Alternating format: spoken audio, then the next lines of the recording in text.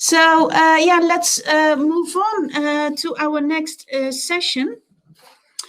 And I'm also very happy to welcome Xavier Bazan. Xavier is the EMEA Fleet Manager at Bristol Myers Squibb. Welcome, Xavier. And I think what really triggered us to invite you is also the location where you are based.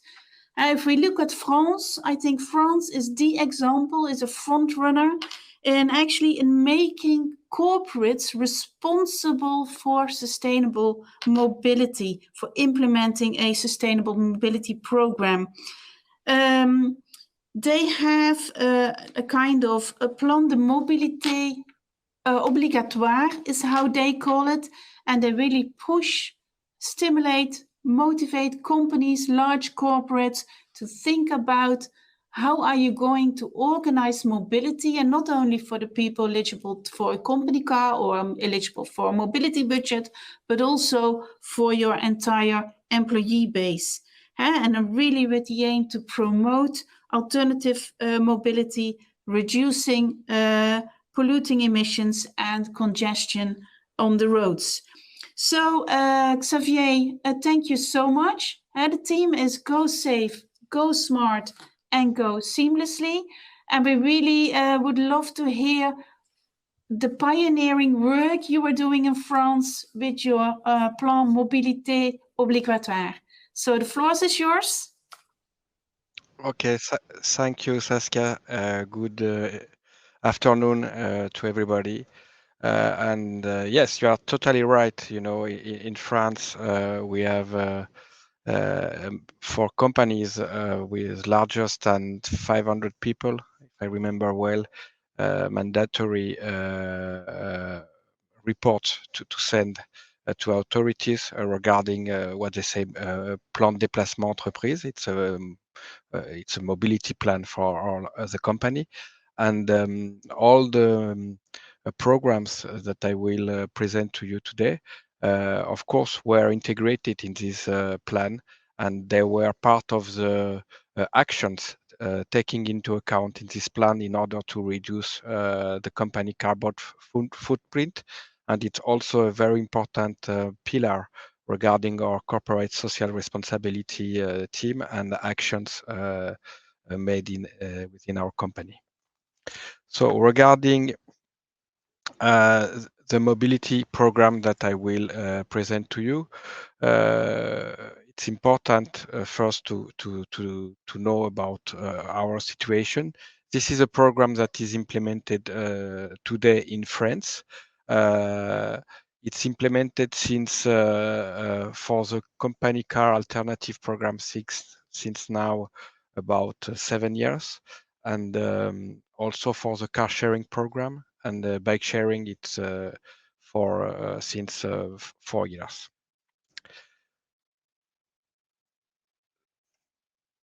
Oh, excuse me. So regarding company car alternative, so this is a program that is proposed for all employees that are entitled to a company car, but it's only for office-based employees, as we have cars also for our field force, our sales force, and they use their company car for a professional purpose. So it's not a status car that is considered for office-based employees. So this is why we propose this alternative only for those type of employees. Mainly the context of our company in Paris. We have our headquarters that are on the west side of Paris, near very important public transportation with subway or RER, we call it. It's more regional train available, but it's very easy to arrive to our office with public transportation. And we have also identified regarding all the drivers and that have a company car office based, that we have around 50% of the drivers that have a low mileage or low yearly mileage. So when we start, to make survey and to identify if this kind of program should interest our drivers, because this is the first step, to move ahead when you want to launch this kind of program, is to be sure that some drivers will be interested in replacing their company car with our option one that you can see here in the presentation. It's to have a smaller company car, or option two, it's to have no company car. And then, of course, at the same moment that we implement this program, we implement the car sharing program. So they can use also, of course, the car sharing program. In addition, so instead of having the big company car, of course, we give to all these employees mobility allowance, so that gives to them access to more sustainable transportation solutions that you will see in the next slides. So for the alternate, we have two alternatives, as I just told you. So the first one is to get a smaller company car. Of course, there is environmental aspect for this program. So the cars they can choose are only, I would say, green cars, hybrid cars, or plug-in hybrid cars, and also full hybrid cars. And of course, alternative to it's no company car. Depending on the choice and depending on their grade level, they will have an amount per year that can choose for mobility allowance and to have alternative transportation modes.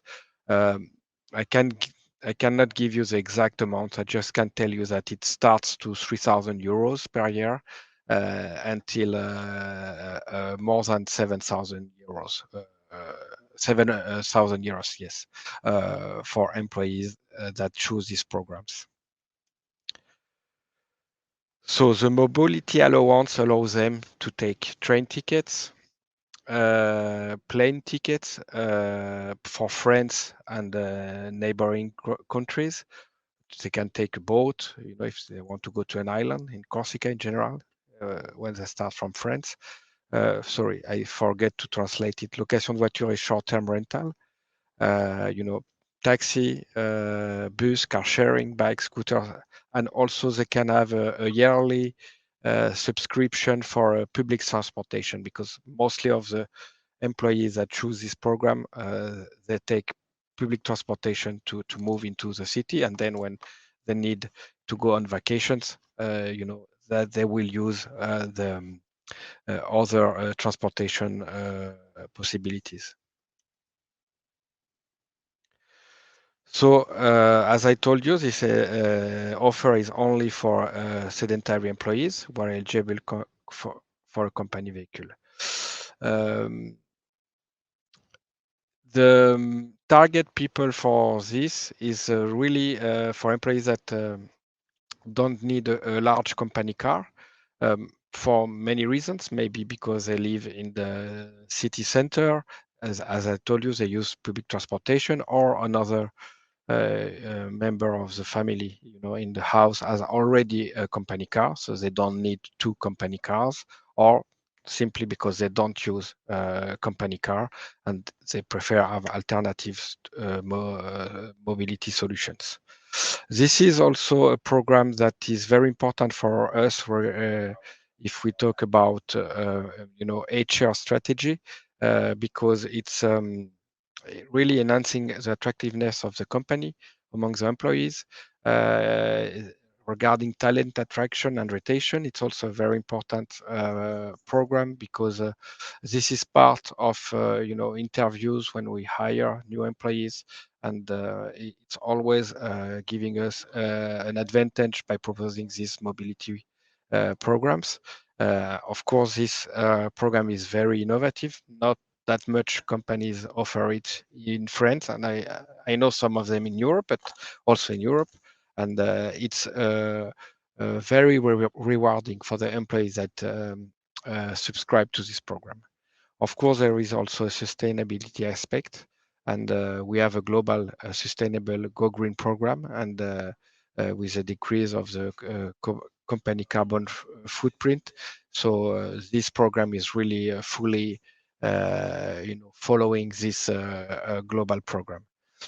And as of today, we have 32 employees that subscribe to this program.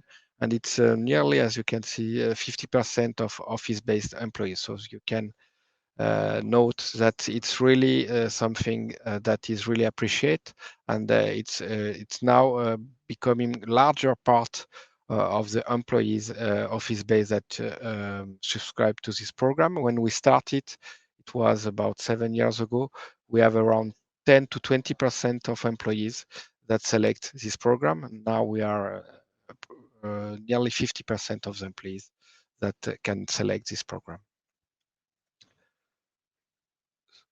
So the second part, of our mobility program is also to have a car sharing program. We have here in our parking in our headquarters 4 electrified vehicles that can be used by all the employees. It's not only for employees entitled to a company car, and of course it's used for all their travel needs. If it's professional travel, it's they don't have to pay for it, and if it's for personal usage, they have to pay a fee to book the car. Of course, we have a technology that allows us by an external suppliers that allow to manage this car sharing program.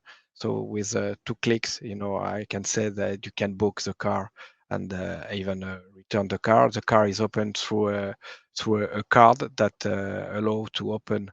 If you subscribe to the program, you will have a personal card that allow you to open the car when you use it. So there is no, I would say, car keys management to be in place, and people can really use the cars when they need it. And the third part that we start 5 years ago, 4 years ago, it's a bike sharing program. So we install 10 10 bikes with EV assistance, and it's also for all employees of our HQs, and they can use it for daily home office commuting, of course, during the day if they want to take a bike to have a lunch break. We have the chance to have a nice neighborhood here, from our office, and to go along the Seine River, and you can really have a nice break if you take the bike to go there. And of course, they can enjoy all the surroundings. So this is all today, all the mobility, programs that are offered, as you can see, for employees entitled to a company car, but also for all other employees in our HQs. And this is, as I tell at the beginning, very rewarding programs for our employees. And it's also linked to our corporate social responsibility program and our environmental global program. So I think we will have now many questions. Definitely. Thank you so much for that, Xavier. And I know exactly what you talk about. If you talk about driving along the banks of the Seine River, you really think, especially somewhere you have some green parts as well, and then you really think of the old impressionists like Monet and Manet, and and then you really That's feel exactly this. the area where they can go. Yeah, that is what mobility can bring you, being in the moment. And think of that indeed.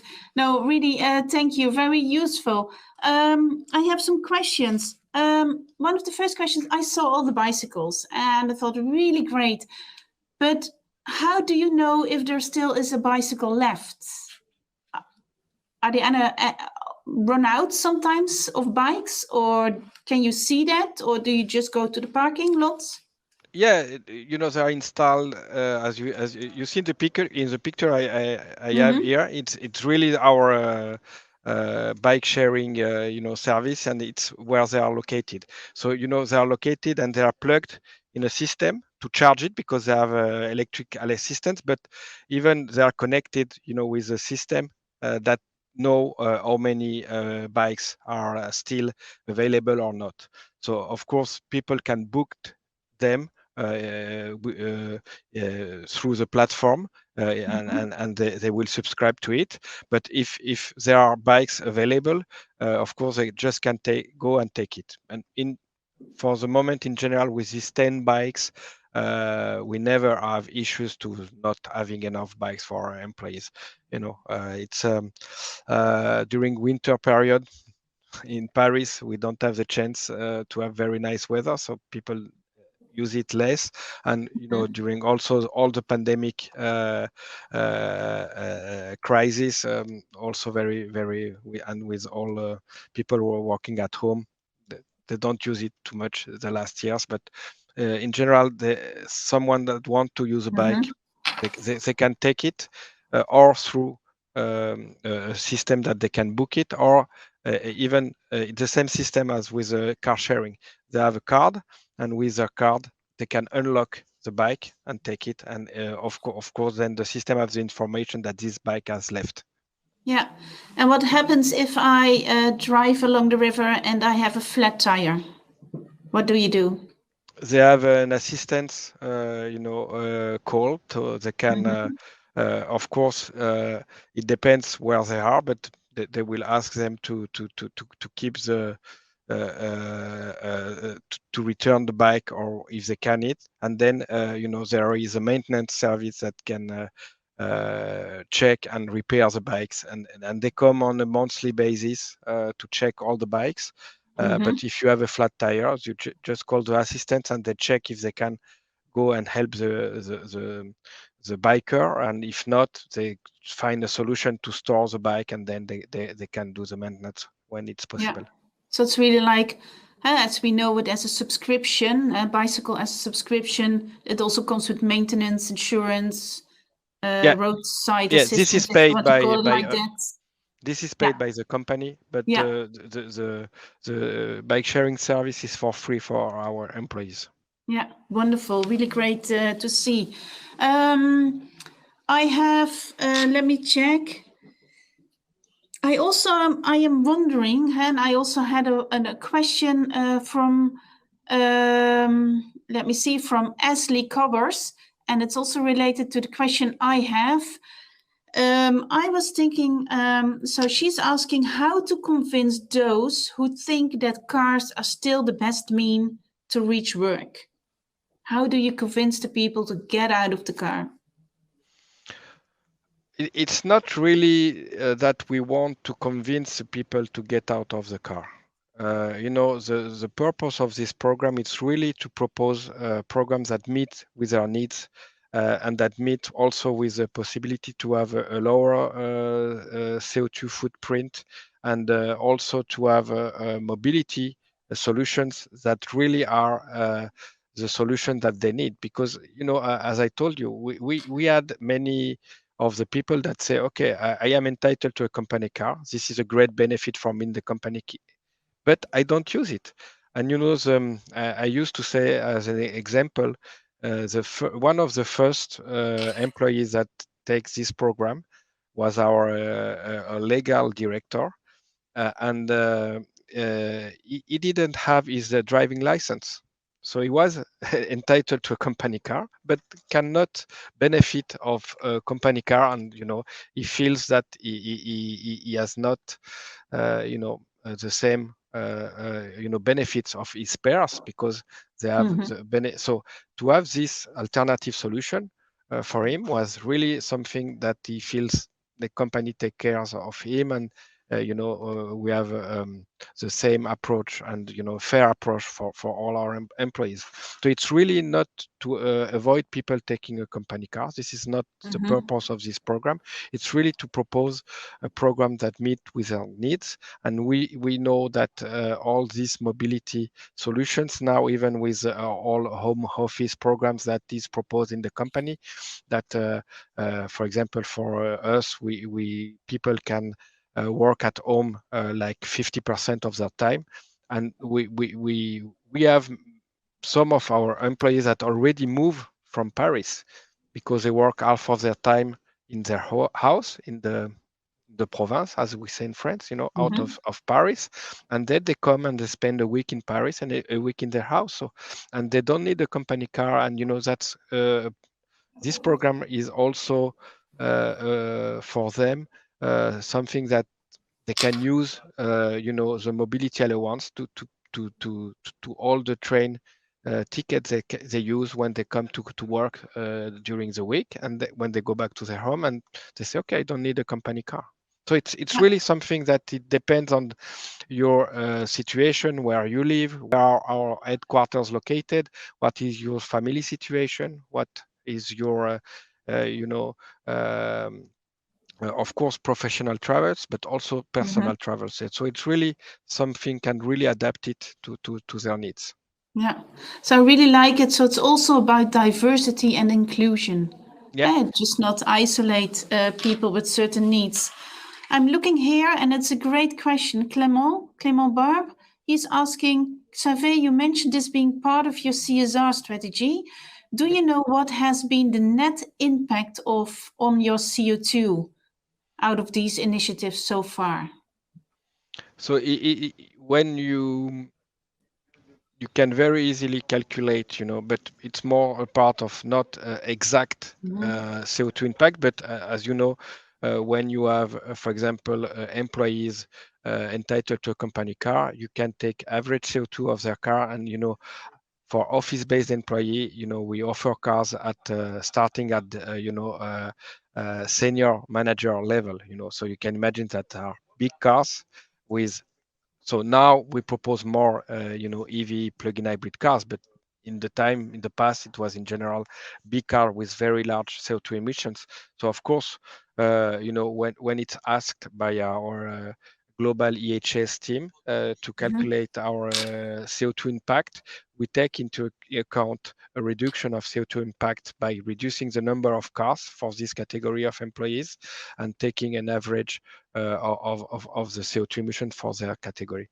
But it's not something that we can calculate exactly because even by using the mobility allowance and the transportation, we don't know exactly how they use it. If they use it with a train, of course, there is nearly zero CO2 emissions. If they take a plane, it's not the same. So, but we can make like a sort of average, but we know that there is also a large impact on the CO2 emissions. Yeah, and we know that these kind of mobility plans are mandatory out of the French authorities. Do they also oblige to reduce to a certain amount of CO2, or do they leave that open? At this stage, what I know regarding these mobility programs that should be implemented by the companies, it's just to what are the actions that are taken to reduce, and this is clearly the action. This program, when we show them, they say, "Oh, okay, this is very innovative program," and they take it into account. But we don't have a commitment to reduce by this number. We are no. Yeah. Yeah. Do they share best practices? I can imagine if they see all these programs together, there are plenty of good ideas in between them. Do they share that amongst the big corporates? Who share it?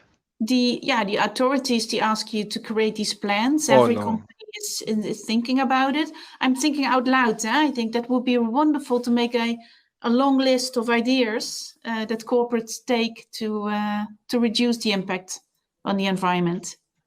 No, they don't share any information. It's just a report that you have to send, and then if it send it, that avoid you to have penalties or something. But they don't really share it any information with us. Yeah. So if the French authority is in the room, I don't know, and maybe that's a good idea for best practice sharing.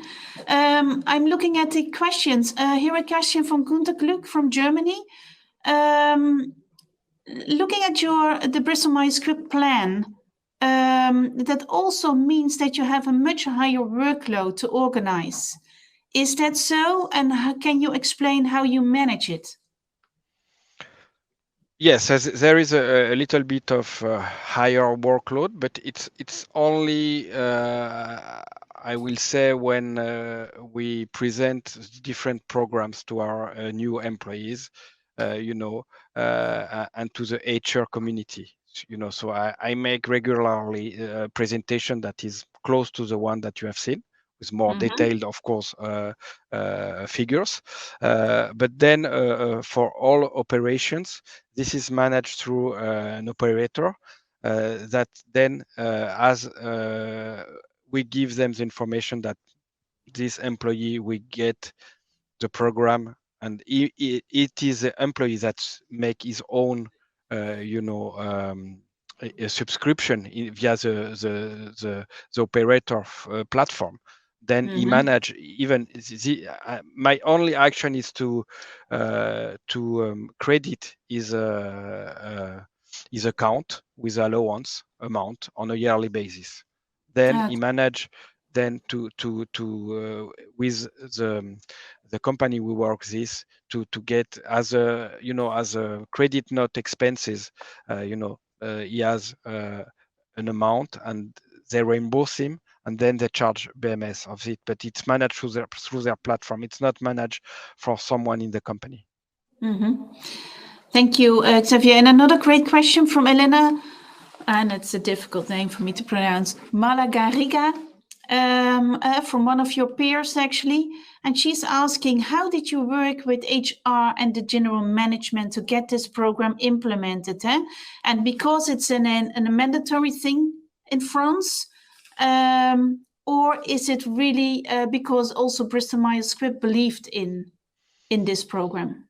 Yes, what I can say is if you don't have the sponsorship of very high executives, and I would say HR lead in the country, you cannot move ahead in this type of program, because this is mainly for me, you know, an HR program that, as I told you, this is a part of the talent retention, talent attraction for the company.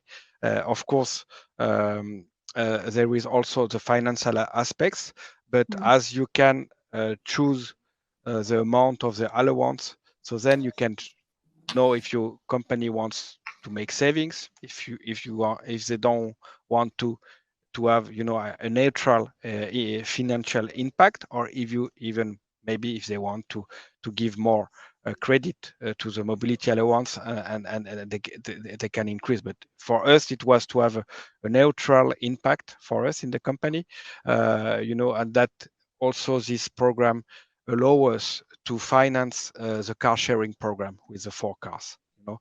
But it's really key to have the sponsorship of the top management for this kind of program, and it's also part of the HR strategy. So and this is how I present it to them. And you know, I had the chance to have the sponsorship of the, you know, the HR director for this program, that finds that it's really something that will be very innovative, very rewarding, and a program that really wants to, they get the that's why we can move ahead to implement it. But that takes several months. You know, it's not something that you can do. But when it started now, it's operationally, it's not taking that much time to me, because, you know, this is what I had when we start to think about. Say, I will have no, you know, head counts to additional head counts or additional time for people in my team to work on that. So a very few time, okay, but not a larger time. This was part of the conditions to implement it for us. So hard work, but well done. And yeah, also great appreciation, I think, if you see what is available. Exactly. But the first, really, the first step was to make a survey to the drivers that may be entitled, because really depending on the, one of the key factors is the location, where are your headquarters, you know. And then of course now, with all the new evolution of you know, people working at home, it's also people is reconsidering it, and they really appreciate to have these proposals. And you know, just for you to know, we we just increase the number of employees entitled to a company car. We allow people from a lower grade to get to be entitled to a company car.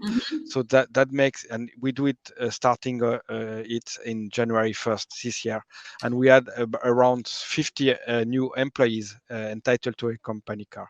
And from these 50 employees, around 50% choose a mobility program, and within the mobility program, about half of them select the option with a small company car, a small green company car, and the other part, no company car. So we can see that it's really something that this population was not entitled to a company car before. So that's why maybe some of them don't have a car. So they say, okay, this mobility program give me more, that can finance my travels, within my mobility. So they were very, very happy for that. Okay, thank you so much, Xavier. We need to end it here. Stay with us because you join us in the panel discussion as well. Thank you very much for your useful insights. That's really great. Thank you. Thank you so much. Thank you, everyone.